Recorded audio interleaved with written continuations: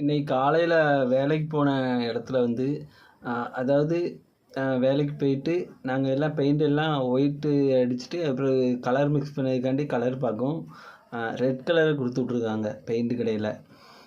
அதுக்கப்புறம் நான் திரும்ப பைக் எடுத்துகிட்டு போய் எனக்கு வந்து அதில் வந்து அரை மணி நேரம் தாண்டிட்டு போயிட்டு வர்றதுக்குள்ளே.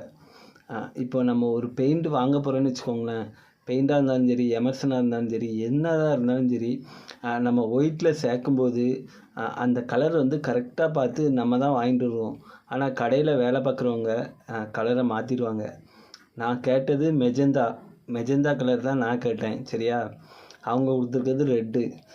ரெட்டு ஊற்றும்போது வந்து லைட் ரோஸ் தான் வரும், அந்த ரோஸ் வந்து வராது. மெஜந்தா வந்து கம்ப்யூட்டர் ஸ்டெய்னர் அது.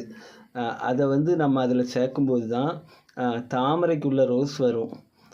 இது வந்து இதை தான் ஊற்றி அடிக்கலாமே அப்படின்னு எனக்கே சொல்லி தராங்க. இல்லை எனக்கு தெரியாதுல்ல, நான் இப்போ புதுசாக இப்போ நேத்தான் படிச்சுக்கிட்டு இருக்கேன். இதை ஊற்றி அடித்தா எனக்கு தெரியாத மாதிரி அவங்க பேசுகிறாங்க. பெயிண்ட்டை கலக்கிறதுக்கு நமக்கு சொல்லி தராங்க கடையில் வேலை பார்க்குறவங்க. புதுசாக இருப்பாங்கன்னு நினைக்கிறேன். அதாவது நம்ம என்ன பெயிண்ட் ஆர்டர் போடுறோமோ, கலர் மிக்சிங் பண்ணுறோமோ, பெயிண்டர்லாம் நல்லா கவனிச்சுக்கோங்க, வீடியோ ஸ்கிப் பண்ணாதீங்க.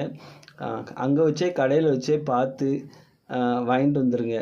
இது வந்து வீட்டுக்காரங்க பண்ண தப்பு. இப்போ வீட்டுக்காரங்க பண்ண தப்புனால நான் போய் வாங்கிட்டு வந்திருக்கேன். இப்போ நான் எழுதி கொடுத்தேன்னு வச்சுக்கோங்களேன், கரெக்டாக எழுதி கொடுத்தேன்னா அதை கரெக்டாக போட்டுருவாங்க. இவங்க அவசரத்தில் வேறு யாராவது ஜாமான் கேட்கும்போது இந்த ரெட்டுக்கு பதில் அந்த மெஜந்தா, அது மெஜந்தா தான், ரெட்டு அந்த மாதிரி தான் இருக்கும். ஆனால் நல்லாயிருக்கும், கலர் பளிச்சுட்டு இருக்கும், நல்லாயிருக்கும். ஆனால் அந்த மெஜந்தா கலர் ஊற்றினா தான் அந்த ரோஸ் கலர் வரும், அந்த கலர் எடுக்க முடியும்.